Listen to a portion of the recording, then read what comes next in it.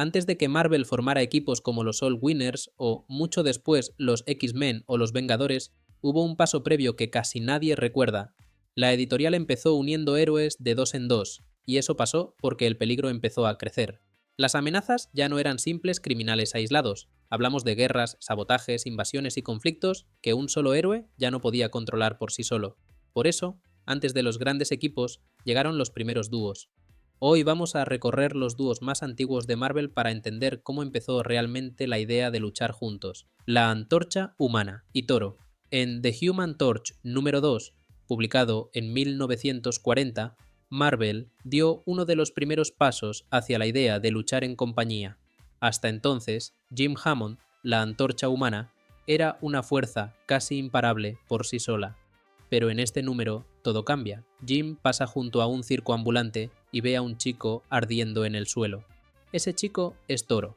Cuando se acerca, descubre que Toro también puede arder sin consumirse y volar. Después, Toro cuenta su historia. Sobrevivió a un accidente de tren, perdió a sus padres y acabó ligado al circo. El peligro no tarda en aparecer. Samson, el hombre fuerte del circo, se enfrenta a la antorcha, cae derrotado y busca venganza con un arma capaz de apagar sus llamas. Marvel entendió muy pronto que, cuando el peligro crecía, un héroe en compañía funcionaba mejor que uno en solitario. Por eso, la Antorcha Humana y Toro fueron una de las primeras fórmulas de colaboración dentro de Marvel. Un héroe principal y un aliado que no estaba ahí como simple acompañante, sino para actuar, intervenir y luchar a su lado. Namor y Betty Dean. En Marvel Mystery Comics número 10, también de 1940, Marvel presentó una alianza poco habitual, Namor y Betty Dean. Hasta entonces, Namor había sido una figura imprevisible y enfrentada al mundo de la superficie. Pero en este número aparece Betty Dean para cambiar esa dinámica. Durante el enfrentamiento entre Namor y la Antorcha Humana, Betty interviene, salva a la Antorcha atrapada en un tubo de translite y consigue poner fin a la batalla. Y eso es lo que hace especial a este dúo, porque Betty no es una simple acompañante o testigo de lo que hacen otros, es la figura que influye sobre Namor y empuja la historia hacia otro lugar. Aquí Marvel construye una alianza a partir del contraste. Namor aporta la fuerza y Betty la influencia necesaria para frenar su conflicto con la humanidad. Por eso, Namor y Betty Dean fueron uno de los primeros ejemplos de que Marvel también podía construir dúos entre personajes muy distintos. Capitán América y Bucky.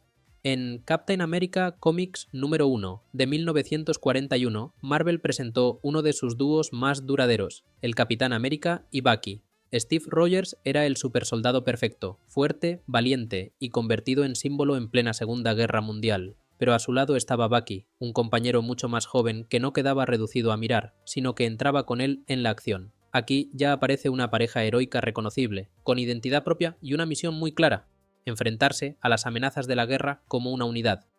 Si la Antorcha Humana y Toro mostraban que Marvel empezaba a probar la idea de luchar en compañía, Capitán América y Bucky demostraban que esa colaboración ya podía convertirse en una fórmula estable. Por eso, el Capitán América y Bucky no fueron solo uno de los primeros dúos de Marvel, fueron la prueba de que la editorial había entendido que dos héroes, o mejor dicho, un héroe y su compañero de combate, podían representar juntos algo más grande. Bucky y Toro. En Young Allies número 1, también de 1941, Marvel dio un paso más en la forma de unir a sus héroes. Bucky y Toro no nacen como un dúo improvisado. Hasta ese momento, cada uno acompañaba a su héroe principal. Pero en esta historia los dos comparten peligro, misión y aventura, y eso los convierte en algo más que simples acompañantes. Todo empieza cuando Agent Zero es perseguido por los nazis, que quieren hacerse con un código.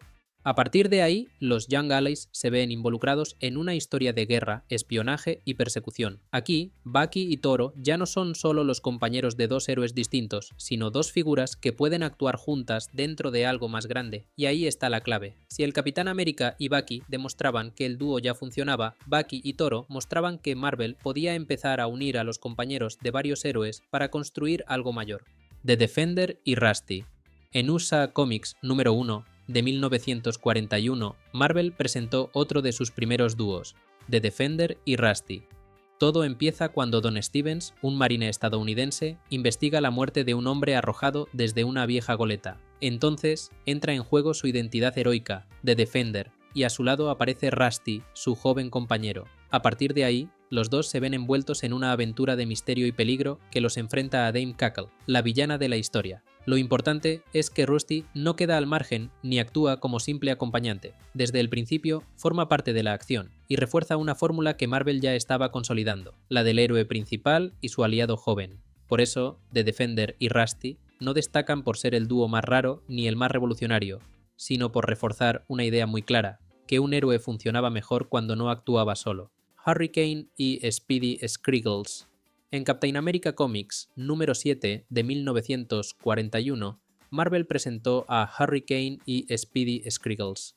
Hurricane, un héroe marcado por la velocidad, se enfrenta a una banda de extorsionadores, y en medio de esa lucha aparece Speedy Scriggles, que debuta en este número como su nuevo compañero. Hurricane detiene a esos criminales y además sale de la aventura con un aliado nuevo para seguir luchando contra el crimen. Aquí lo importante no es el misterio ni una relación especialmente compleja. Lo importante es la rapidez con la que Marvel forma el dúo y lo lanza directamente a la acción.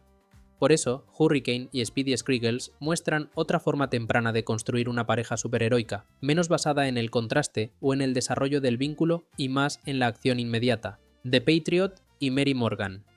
En Marvel Mystery Comics número 35 de 1942, Marvel presentó a The Patriot y Mary Morgan en una dinámica distinta a la de otros dúos. Todo empieza cuando Jeff Mace, la identidad civil de The Patriot, y Mary Morgan van a entrevistar a Astro, un hombre que parece predecir con una precisión inquietante varios desastres marítimos. Lo que parecía una simple entrevista acaba metiéndolos de lleno en un caso mucho más turbio. Aquí el dúo no nace de un rescate, ni de una pelea, ni de la aparición de un joven compañero. Aquí nace dentro de una investigación, con dos personajes metidos desde el principio en el mismo caso. Por eso, The Patriot y Mary Morgan muestran otra forma temprana de construir pareja en Marvel, una en la que la colaboración no depende solo de la acción, sino también de seguir juntos el hilo de un misterio. Blonde Phantom y Mark Mason. En All Select Comics número 11 de 1946, Marvel presentó a Blonde Phantom y Mark Mason. Ya no estamos en plena guerra ni ante un héroe con compañero joven. Aquí entramos en un dúo más adulto y más ligado al espionaje. En una de sus primeras historias juntos frenan a Señor Corte, que intenta robar secretos atómicos, y en otra, Blonde Phantom viaja a Sudamérica para reunirse con Mark Mason y perseguir la fórmula de un arma mortal creada por un científico nazi. Eso hace que este dúo se mueva en un terreno distinto al de muchos de los anteriores, menos centrado en el origen de la pareja y más en amenazas internacionales, secretos peligrosos y misiones compartidas. Por eso, Blonde Phantom y Mark Mason marcan un paso hacia parejas más maduras y más profesionales dentro de Marvel. Capitán América y Golden Girl. En Captain America Comics número 66 de 1948, Marvel presentó a Capitán América y Golden Girl. Todo arranca con un cambio importante. Bucky resulta herido durante un ataque de Lavender, una criminal enmascarada que lidera a su propia banda. Entonces entra en escena Betsy Ross, que da un paso al frente y se convierte en Golden Girl. Capitán América la entrena, la prepara para entrar en acción, y poco después los dos persiguen juntos a Lavender y a su banda. Primero ella logra escapar, pero después Golden Girl consigue seguir el rastro del grupo, y los dos terminan capturándolos. Este nuevo dúo no nace de un encuentro casual, de una investigación compartida, o de la aparición de un compañero joven. Nace de una sustitución. Por eso, Capitán América y Golden Girl convierten un relevo forzado en una nueva pareja heroica. La Antorcha Humana y Sun Girl. En Marvel Mystery Comics número 90 de 1949, Marvel presentó a la Antorcha Humana y Sun Girl como otro de sus dúos tardíos. Ya no estamos ante los primeros ensayos de la editorial con héroes acompañados. En este punto, Sun Girl, una heroína que ya había tenido serie propia, actúa como compañera habitual de la Antorcha. Todo empieza cuando Profesor Grimm secuestra a un bebé para experimentar con un suero de crecimiento y convertirlo en un gigante. En medio del caos, la Antorcha Humana y Sun Girl se enfrentan a la criatura y tratan de frenar el desastre. La historia se complica todavía más cuando Grimm deja fuera de combate a la Antorcha y la entierra en la nieve.